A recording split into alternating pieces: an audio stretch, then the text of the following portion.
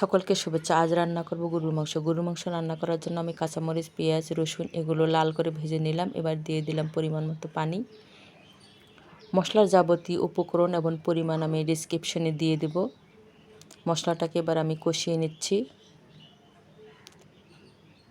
আর একটু ভালোভাবে কষিয়ে নেব। মশলাটা প্রায় কষানো হয়েছে, এবার আমি মাংসগুলো দিয়ে দিচ্ছি। মাংসগুলোকেও আমি কেটে বেছে ধুয়ে পরিষ্কার করে নিয়েছি আগেই।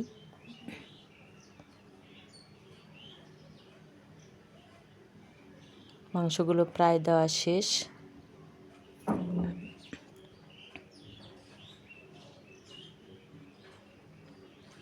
এবার আমি মাংসগুলোকে ভালোভাবে নেড়ে চেড়ে মশলার সঙ্গে মিশিয়ে নেব এবং সেই সঙ্গে মাংসটাকে কষিয়েও নেব। মাংসকে আমি এমনভাবে কষিয়ে নেব যাতে কষানোতেই মাংস খাওয়া যায়।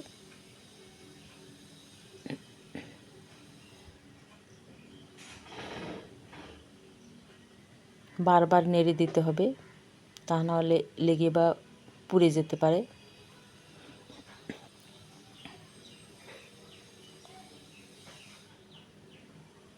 এবার দিয়ে দেব একটু পানি।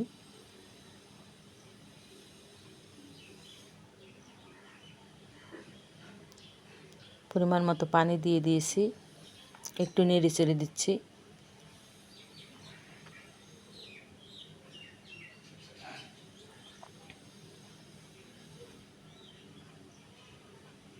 আর একটু ঝোল শুকিয়ে এলে নামিয়ে নেব। ঝোল শুকিয়ে এসেছে, আমি নামিয়ে নিয়েছি।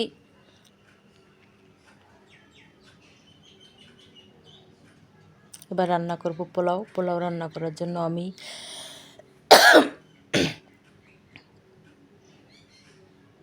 পেঁয়াজ লাল করে নিচ্ছি, অর্থাৎ বেরেস্তা যাকে বলে।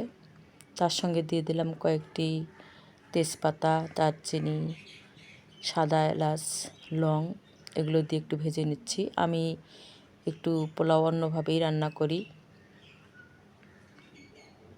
এবার আমি চাউলগুলো দিয়ে দেব।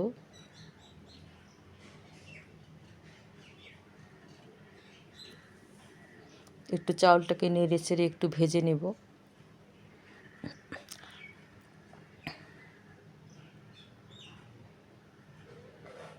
একটু ঝরঝরে করে ভেজে নেব। ভাজা হয়ে গেছে, এবার আমি পরিমাণ মতো গরম পানি দেব।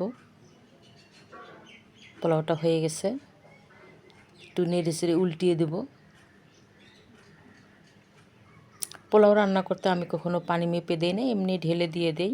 এটা আমার অনুমান কিংবা আন্দাজ যাই বলেন না কেন, সেটা হয়ে গেছে। পোলাওগুলোকে